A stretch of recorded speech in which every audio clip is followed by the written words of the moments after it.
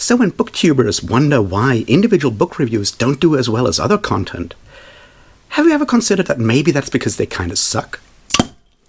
Cheers. Welcome back, everybody, to me talking about something book adjacent. And today, as you may guess, we'll be talking about reviews. See, since, forever basically, or at least for a long time now, people that talk about books on YouTube in particular often mention that, videos that are book reviews, just specifically reviews about one book, don't get as many views as wrap-ups, book hauls, TBR videos, top 10 lists, that kind of stuff. They do less well, and sometimes that leads to confusion and frustration and people wondering whether they should still do individual book reviews and stuff. And yeah, that's a good question. So I'm going to talk about reviews, why I think there is a problem there. That's a general problem with how we talk about books on the internet and so forth. And just to be clear, I am not going to mention any specific booktubers because this is a general problem. And while I have certainly watched some god-awful individual book reviews, I've also watched some excellent book reviews. And I think it's a question of the format and not of the individual quality. So I don't plan to call out anyone specifically. If you disagree with me, please let me know in the comments down below. And if you are someone who talks about books on YouTube, for example, yourself, if you consider yourself a booktuber, whatever that means, feel free to make a video and yell at me in a video and explain why I'm wrong. Just make sure you tag me so I can then get angry at you. This is how we create content and all. Anyway, let's get started and talk about book reviews, what they do, what they don't, and why there is a problem. And to do this, we'll be going through this in the following steps. First, we'll look at the groups that have an interest in book reviews in one way or another. And then we'll talk about how that interest kind of collides in some cases. So there are three groups that we need to talk about, right? The first group is publishers. And for this video, when I say publishers, I mean mainstream publishers, I mean indie publishers, and I mean self-published authors. Yes, there's a lot more to an author, and if you are a self-published author, you may have all kinds of other things that you want from a video about your book.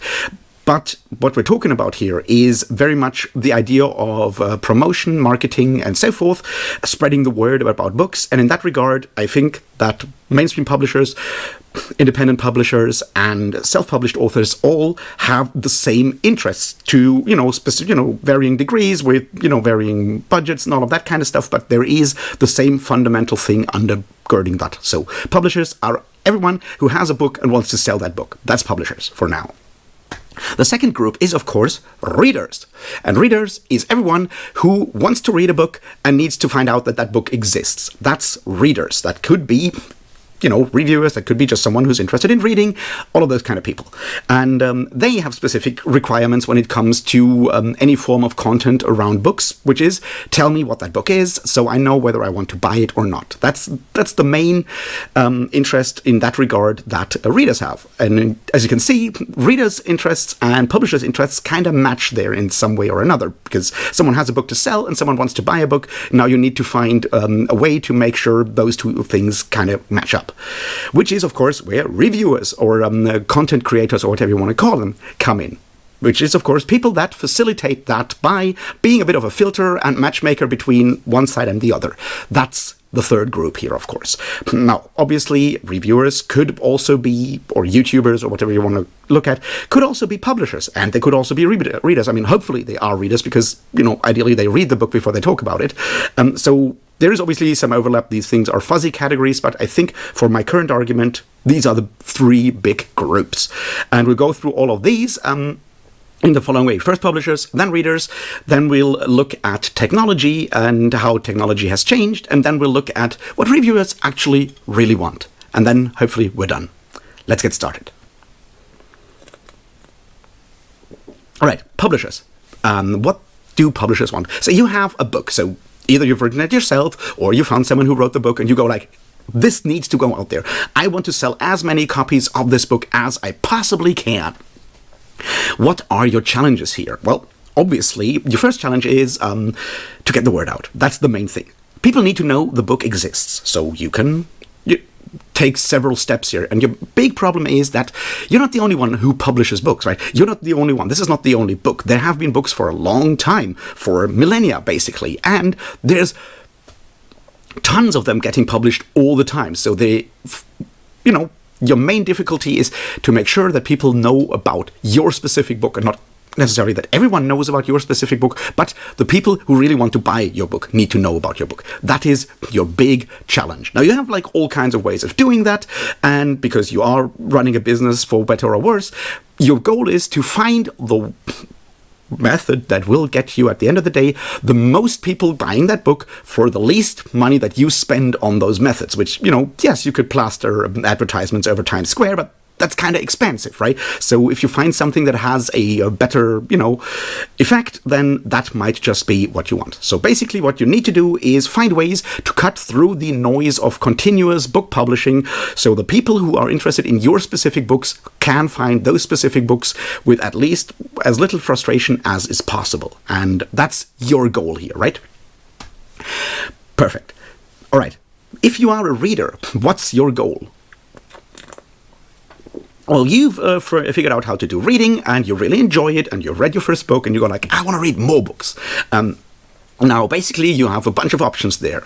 And, you stand before that insane mountain of books, the great library of Babel, basically, right? You stand before that and go like, so how can I find amongst these billions of books, how can I find one that is something I might like? Now, obviously, you need to kind of figure out yourself what you like, and there's all kinds of ways of doing that, but let's, for now, assume that you know what you want, roughly.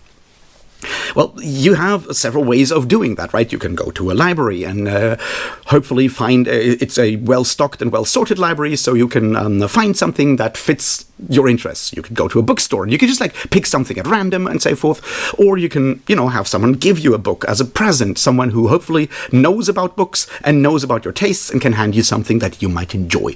Now, that's all kinds of options. Or you can, try to inform yourself to make a more informed choice.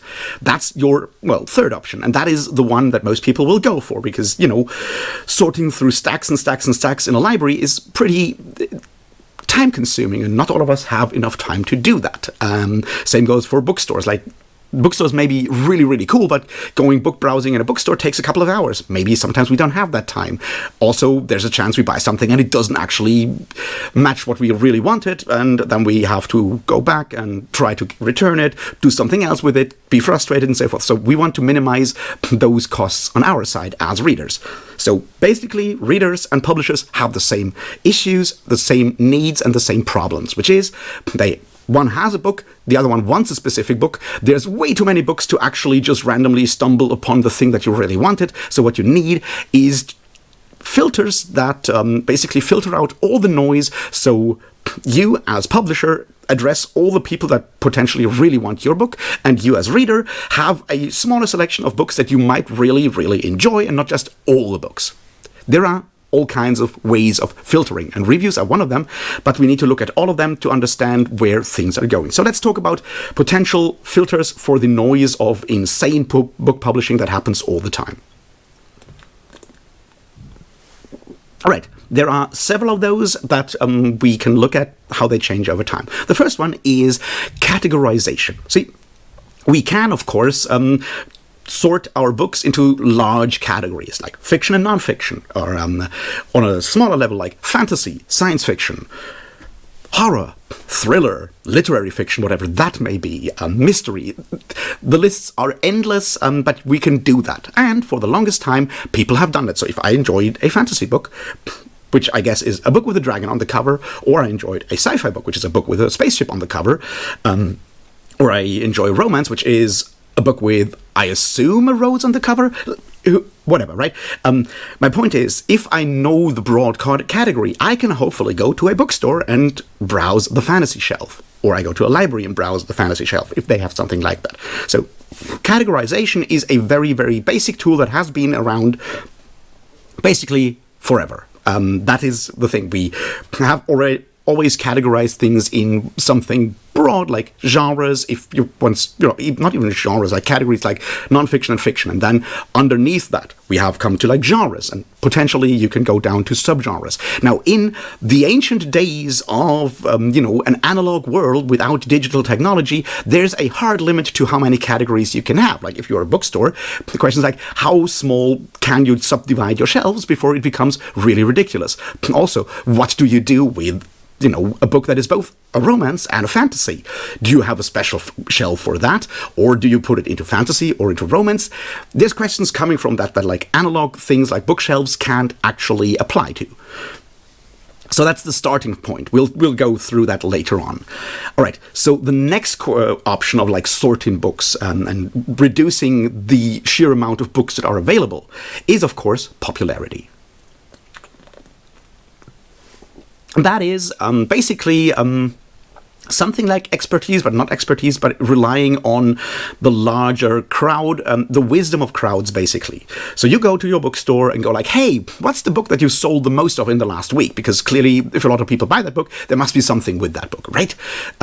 Which is where you get bestseller lists from. And those have been around for the longest time ever, People still print like New York Times bestseller on their books and when they try to sell them and stuff like that, right? So this also does exist, and it has been around for the longest time. Now, obviously, there's all kinds of problems with bestseller lists or popularity lists in that regard as well, because, the wisdom of crowds, so to speak, is limited.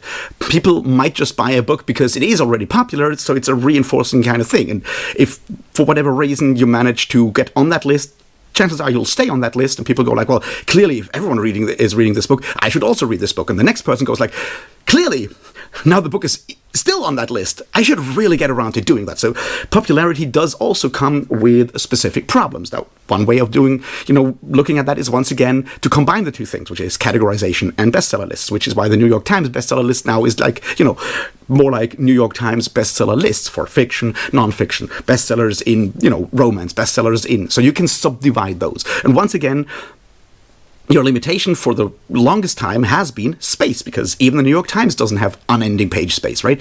They need to get all that other stuff in around, genocide denial and all of that kind of stuff. Anyway, my point is, that's the second option, is popularity. Now, there is a third option, and that is, of course, expertise. So what you do is, you ask someone whom you trust to actually, tell you which books are good or important and which books are not, which is the expert, the reviewer, the literary critic. And once again, for the, longest time in analog worlds, that means that people that, talk about books and so forth, get hired by a platform, that is, a newspaper, a magazine, later on, like maybe television, radio, what have you, like media companies, pay one or two people they consider to be experts to go and tell everyone once per week which are about the new books that came out that are important. And ideally, those people are qualified. They have maybe studied literature. Maybe they have other qualifications that help them understand what's a good book and what is not a good book. Usually those qualifications obviously boil down to being white, male, possibly heterosexual, ideally related to someone else already somewhere up, working high up in the company that hired them and so forth. But in theory, you actually know what you're talking about if you are an expert. Now, once again, you can subdivide that up to a point and go like, well, we have like one critic who talks about nonfiction, we have one critic who talks about fiction, or go further down. Once again, you have physical limits to how much you can do that, because you need to actually sell papers and so forth, which means while you may have like a magazine that only covers fantasy, and we've had a lot of those, or only covers science fiction, as long as you stay in the physical world, there are once again limitations to how granular that thing can get. But that's the next option. The third option is, as I said, expertise. The fourth option is sort of a combination once again, which is accumulation, right? This is when we ask all of the experts basically and go like, what are your favorite books? And we accumulate their ratings up to a point. We accumulate their judgments, which is something that magazines always have done and still do. So at the end of the year, you can, have the New York Times best books of the year, basically, which is they ask all of the literary critics and so forth, go like, hey, what are your books? And then they tell you each individual list, but they also accumulate them and go like, well, clearly the top 10 books are, and they smush them together. So you have the advantage of, all those experts basically, maybe you get like a medium out of those and an average, and that could, smooth out some of the idiosyncrasies of specific experts, potential experts really hating one specific author for personal reasons, and they'll never, put that book on, but everyone else really understands that book is really good, and that's how it ends up there. And so you kind of make it slightly less individualized, and thus gives you another thing. So accumulation is the fourth option here. These are basically the ways we can filter out the noise and make sure that the people interested in a specific book get a smaller selection of potential books, and thus have a better chance of finding the book they really want. All right, let's move on and talk about technology. As I said, I've just looked at the analog versions of that, because that's kind of where this stuff starts, and sometimes history is important. Now, what happened once the internet sort of showed up, right? We're going to sort of go through that in two steps, which is like early internet, and then we talk about social media, because those are different things, and that's part of the problem here. So once the internet became a thing, a lot of like media publications moved online. The first thing the internet already had in its early days was, of course, the limitation on physical space kind of falls away, right? So what happened to categorizations? Well, we can have as many categories as we want. We can even have overlapping categories by tags, and goes like, well, this book goes in like 2 or 3 categories. This is like in fantasy, and it's romance, and if we're really sneaky, and cheeky, we want to have like a romantasy category as well, but it shows up in all 3, so there's a chance that people find those, and you can once again do this and expand this to like levels of granularity that are far beyond what like your physical bookshelves in your bookstore or library, or even the categorizations in a newspaper or magazine offer. So that is one thing that happens. It allows to maximize granularity, and thus make it easier to find exactly the thing you want. And that first, went through like more categories, then through something like labels or tags, where you have like more than one added to one book, because you don't have to put it in like a physical space. And it moved from there to the current version of this, which is of course tropes, which is even more granular, because you can have like something that is a fantasy, a romance, and a romantasy thus. So it has those categories, but it also has the following tropes, like enemies to lovers, and I have no idea what other tropes there are. It's just the one that everyone always brings up. But you can basically take down an entire book and reduce it to a number of events that you then call tropes, and put all of that together, and that basically gives you a description of what to expect of that book without, all the like individual dialogue and so forth, but you can basically infer all of that stuff from those like labels, which makes searching for a book that does exactly what you want very easy. Now, that's one thing we can do with categorization. What about, the whole popularity thing?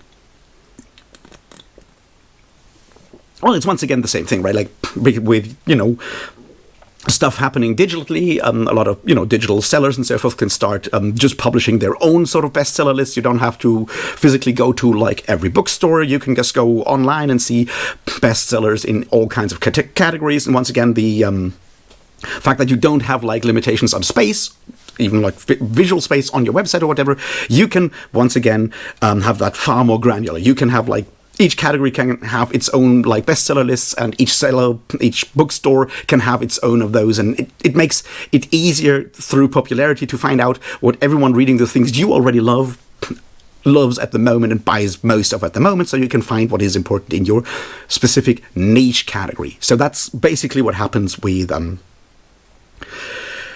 the popularity category. Now, those two, I would argue, yes, they increase granularity, but that doesn't actually change too much. It's just more of the same, because we have removed like physical limitations.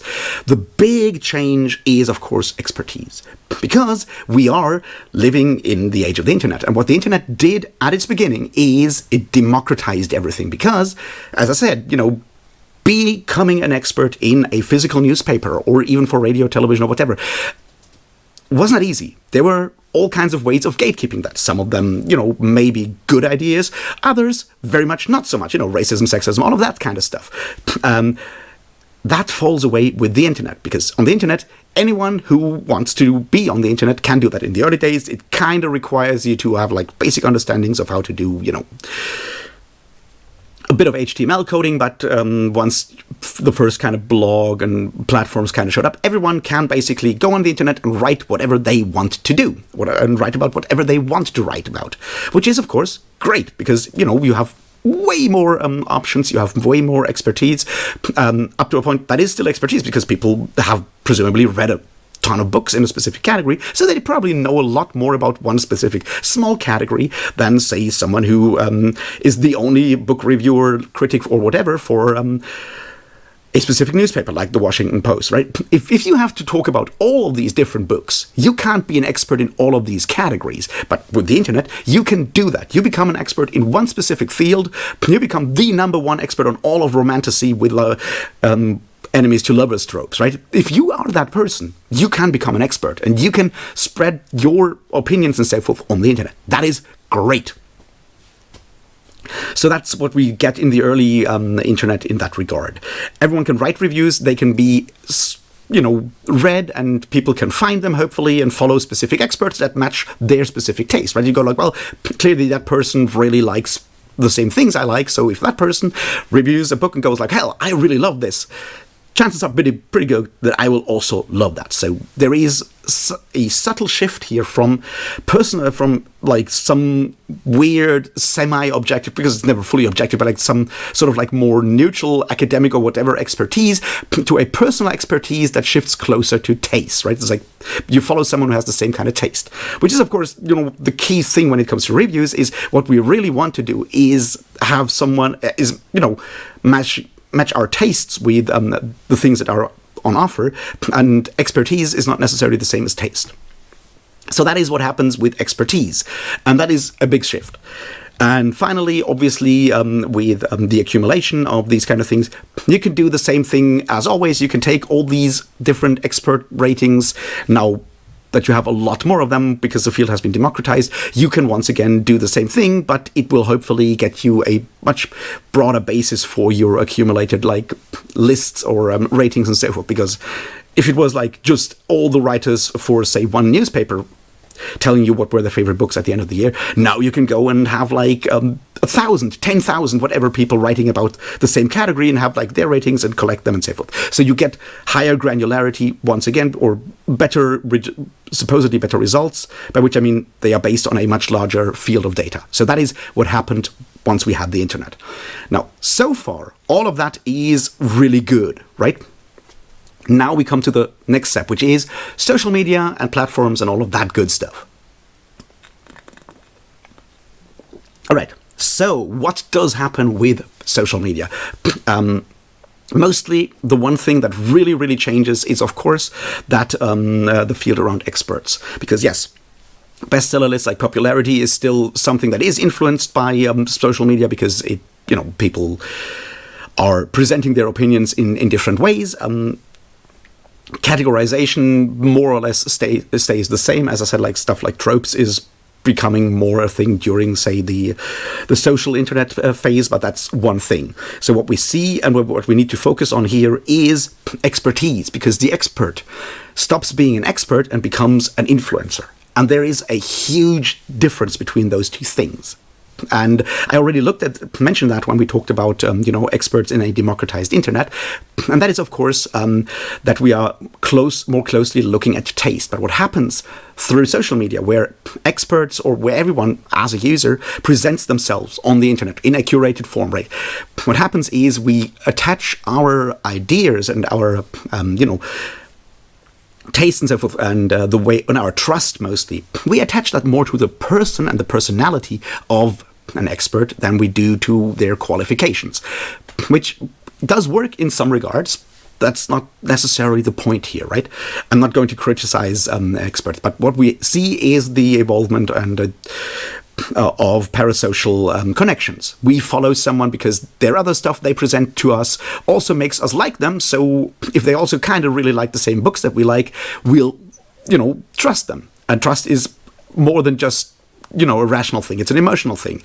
And that's the key. Through social media, we shift from some form of rational expertise to a more emotionally based expertise, sympathy and so forth, right? And that is not necessarily a bad thing, but it does change the nature of those book recommendations in a lot of ways. And that is the key thing here. Now, as I said, that does then bleed back into popularity and obviously into those accumulations, right? Popularity now means like if a lot of booktubers, if a lot of book talkers, if a lot of Instagrammers, bookstagrammers or whatever, everyone talks about a book, that is not a bestseller list. That's just people talking about this book list. And I can find out about this, which is a different measure of popularity, because it doesn't necessarily mean everyone is buying that book, but it's something that everyone talks about, whether they have read the book or not. So it kind of changes the understanding of what popularity actually means. Right, like for example, right now everyone is talking about is it called Age of Scorpius, something like that, right? Like whenever everyone is mad at like another book talk book, that pops up everywhere. So if you are not already queued in, you would think that is Age of Scorpius is an insanely important book right now, or like very popular because it shows up everywhere. Like the tag moves up to the top of like all those wonderful tag lists on like Twitter and so forth, right? So popularity becomes a different measure in that regard.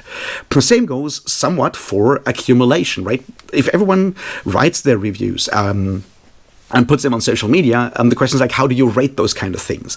How do you accumulate that? And that is basically what we see. That the popularity and accumulation of ratings meld up to a point, and we can now obviously check every book on, say, Goodreads and those kind of social media platforms and ratings in a lot of ways, which combine, our personal expertise with those larger like accumulations of ratings. But as I said, the key thing here is the expert who changes to become an influencer, and that is what we need to talk about now when we talk about reviews on BookTube and so forth. Because, as I said, trust is more about personal things, about parasocial attachment to someone. That doesn't have to be positive, it can be negative. It's like if someone hates specific types of books that I really love, then having that person go, well, this sucks, might be a good recommendation for me. That has always been the case, and it does also work with, parasocial connections, right? Someone I personally dislike for the way they present themselves, all of these other weird things, right? Someone like that, hating a book, that might still be a recommendation for me. So it does work in all of these ways. What it does, however, is shift our understanding, or like shift the focus from some form of rational, semi-rational, irrational is big word here, but like from a content connected or text connected sort of like judgment to an emotional judgment. If someone says this is a book I loved and goes really crazy and emotional on camera, that is way more effective than someone explaining in rational terms and like measured tones why this book is the best book ever. That is part of what, the effective element of social media is what comes to the forefront here. So that is the important thing that we need to look at. So let's regroup.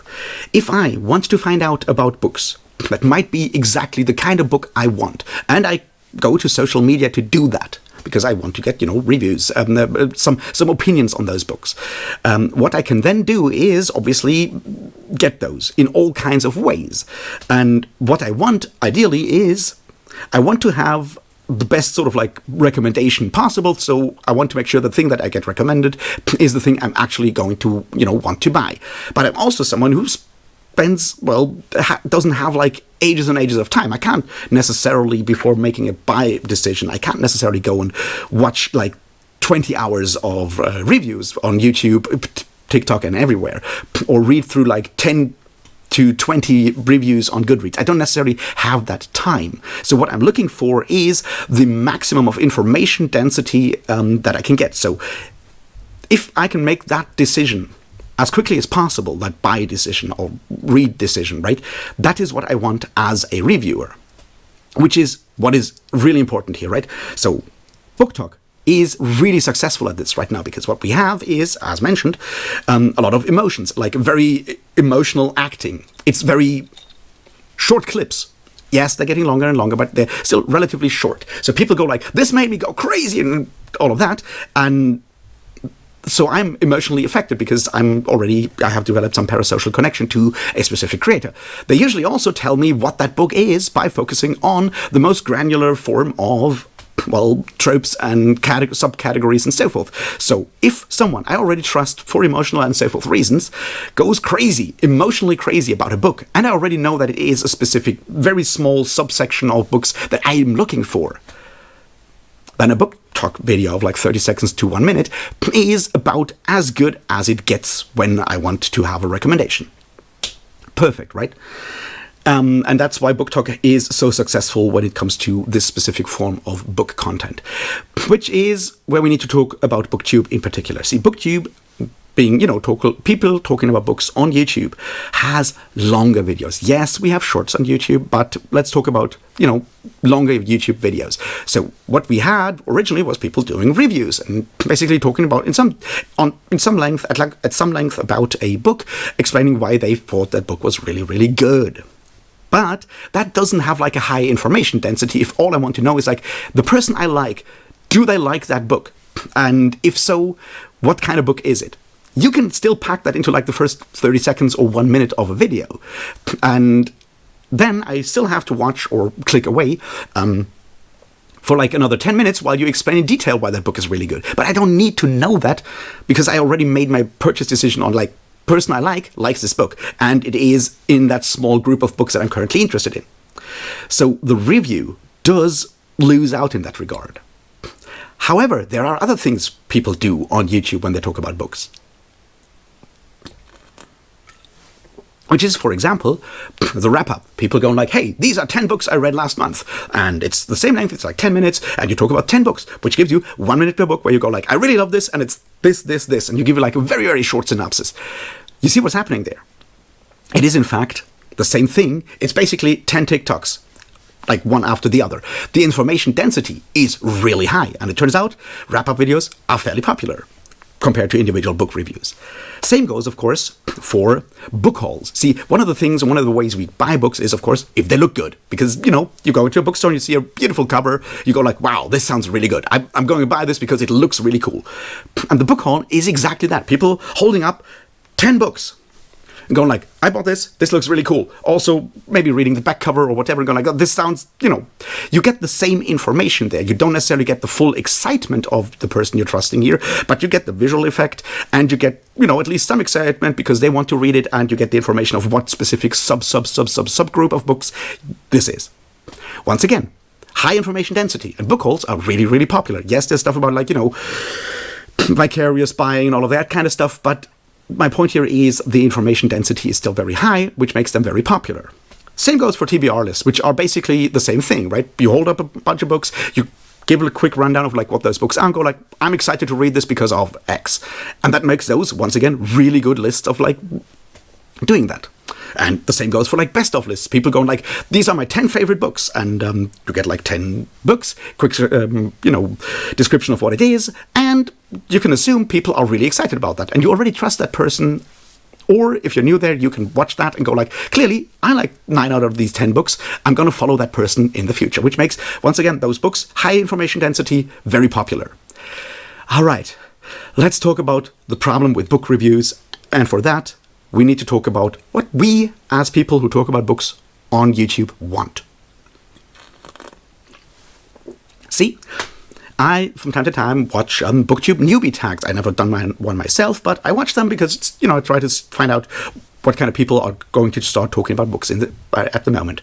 And the first question on that tag, in that tag video, is, what made you start a channel? And just about everyone's answers that the same way, which is, I like to read and I like to talk about books, and in my physical place I don't have that many physical friends that are around me that I can talk to, so I'm starting this because I want to talk about books.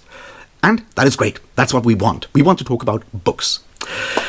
So can we do that? And in which ways can we do that? And is the review a good way of doing that? Now, that is the question here, right? Because, doing the best of lists and doing the book hauls and so forth, we can share excitement about these kind of things there because, like, well, that's fine.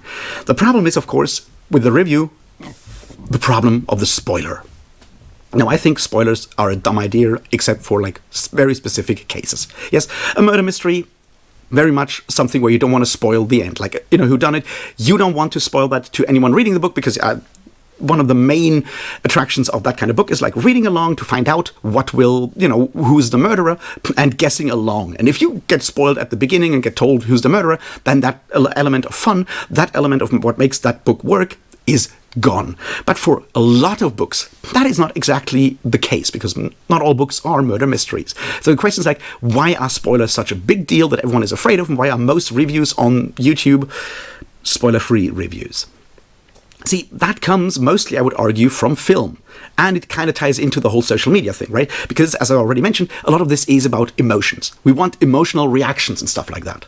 And emotional reactions are often triggered by surprise. In movies, that's your jump scare and stuff like that, right? You go, whoa, I didn't, and, all of that. And that is all well and good. And there are specific things in books that are doing that. Like, I will not tell you what happens at the end of a book, like a Game of Thrones, because that is a bit, it's a surprise. And that is fine. Those things exist, and they can definitely ruin that. The problem with this idea is, of course, that the internet did its thing, which is, escalate everything up to 11. And suddenly what we have is we reduce any form of narrative, whether it's a movie, whether it's a TV show, whether it's a book, we reduce that to a series of events that we are surprised at and can emotionally react to. And with movies, there is certainly more of that because of the way that like image and so forth work, music and plot work. There's a lot more sort of like ways to do that. Books, however, don't rely just on these kind of surprises, or if they do, they are not necessarily the most informationally dense or gripping books. Books have like all kinds of other ways of engaging you as a reader. You can think about what's happening while reading because the pace is much slower. You can slow down, think about stuff and so forth. There's meaning in there. There's philosophy in there. There's themes in there. There's a lot of ways we engage with a text that have nothing to do with those kind of surprises. But because everything that is, a plot event is potentially a surprise that can lead to an emotional reaction that we can then commodify or at least send out and publicize on the internet. That is why people are deathly afraid of any form of spoiler in a book review. At the same time, those who don't do spoilers often go and just reduce a book once again to these plot decisions, which is if you watch some book reviews or read some book reviews on Goodreads, they basically retell you the plot step by step by step. But that's not what makes a book a book. So that focus on spoilers has made book reviews already, long-form book reviews already somewhat different from, book reviews as they were done back in previous ages of like either the non-social internet or even before that.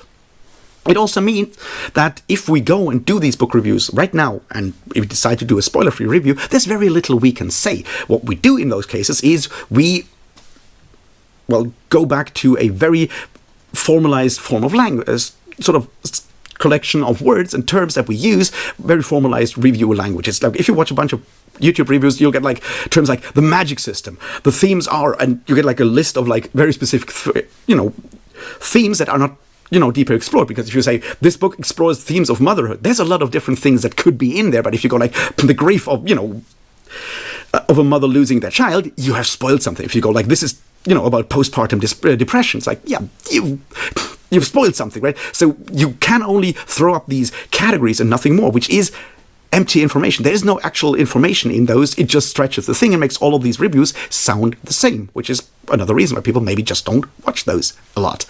So we have created a situation where the people making these, this is us, book reviewers, who want to talk about books, can't really talk about books in reviews because of the requirements of the thing. And the people who want book information and want to know which book to buy also don't get anything out of those videos because they can get that from like a wrap-up, a TBR, or a book haul, or from Book Talk. So we end up in a situation where no one's happy and no one wants to watch those. What does, however, work really well is, of course, conversations about books. Collabs with other content creators, where we talk about books in details. I just did one with Derry and Britton on Britton's channel about Men at Arms by Terry Pratchett. And it's great because we can talk about all those details and the things that make us excited about that book. And chances are people are watching those. A lot of those kind of collaborations work. There are other ways. You can do that alone. You can talk about something in full spoilers, do all the things you really want to talk about, and not care about it, but you need to mark it as something else, not a review. You call it a spoiler-free deep dive, a conversation, a discussion, whatever, right? That's a very different thing. And that may, once again, attract a different form of audience, because, when people watch reviews after they've read the book, because they want to know what their favorite, content creators thought about that book. And at that point, you don't care about spoilers. You want to have that conversation, because people commenting on YouTube videos also want to talk about books, right? So the spoiler-free conversation and so forth, once again, works really well. Now, the question is, why are we still doing that, and can we stop it? And that's where publishers come back in, because publishers obviously want the word out. They want content creators, influencers to talk about specific books to get, the word out, as we already said. And they do that usually by not spending money. They do that by offering up advanced reader copies on places like NetGalley and so forth. And if you go to NetGalley and you take a book in advance and you read it for free as someone who then goes and, makes a video, writes a review and so forth, you provide free labor in exchange for, the privilege to read that book in advance. Whether that's a good sort of like a payment system is one thing, or is neither here nor there for now, but you do that. And places like NetGalley require you to, submit a review. You need to do that. You need to write that review. So that is, I think, one of the reasons why people still do a lot of like spoiler-free reviews. To go like, this I was provided by NetGalley in return, in exchange for a free and unbiased, review and so forth. The disclaimer. You've seen it everywhere, right? And then you do that thing, and you just go through the motions, and you just use that very formal language that has no meaning, and everyone is kind of happy. Only, it probably doesn't sell a lot of books because you're doing it on YouTube and you don't get any views. But everyone thinks that they have done the right thing. And that is why book reviews on YouTube in particular really suck and no one watches them. At least that's what I think. So what can we do? Obviously, stop doing them. Maybe figure out if we can, submit something else on NetGalley, or for the time being, stop getting advanced reader copies on NetGalley and just talk about books that we're genuinely already excited about, because we don't have to do that, right? We don't have to read and review and talk about upcoming books. We could just talk about books that we already bought because we like them. That is one way of doing that. The other one is, of course, publishers slowly realizing that, because, actually having someone either pay an influencer to talk about something, or, accepting other forms than the review as, the return thing for an advanced reader copy, those are options. This should happen in the future. But for now, I just wanted to bring up my thought process on why I think a lot of like book reviews are so useless and so dissatisfying and frustrating to watch, and presumably also sometimes to make, even if you pay a lot of attention. And I've written music reviews in the past, and you go through this and what can I say? How can I make this fit like the length of a review that I want to? And it sucks the fun out of it. And because we all want to talk about books, I think we should just do that and leave those sort of like requirements, those external requirements, just like throw them out of the window, ignore them, and do the thing that we actually want to do. All right, so that's my thought process. Let me know what you think, if you want, down in the comments. Do you still watch individual reviews? When do you watch them? Do you prefer other things? Do you think I have made any reasonable point here, or was this just empty waffling? Let me know in the comments. Subscribe, share this with friends, share this with enemies, join the Patreon if you want to give me money, join the channel if you want to give me money, do whatever else, but mostly read books, talk about books, be good people. I'll see you in the next one, and until then, thanks and cheers.